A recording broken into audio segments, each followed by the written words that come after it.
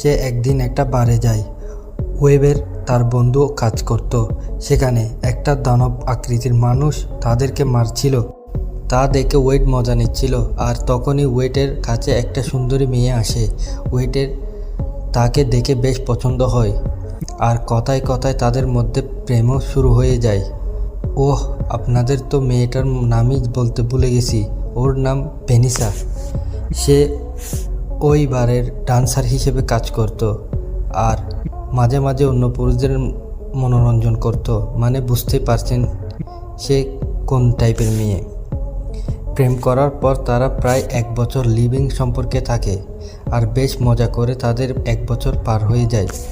একদিন হঠাৎ করে ওয়েড অজ্ঞান হয়ে যায়। ডাক্তারের কাছে নিয়ে যাওয়ার পর ডাক্তার তাকে বলে ওয়েটের ব্রেন, লিভার, লাংস এর মধ্যে ক্যান্সার হয়েছে। এটা শুনে ওয়েড ও ভেনিসা খুবই চিন্তায় পড়ে যায়।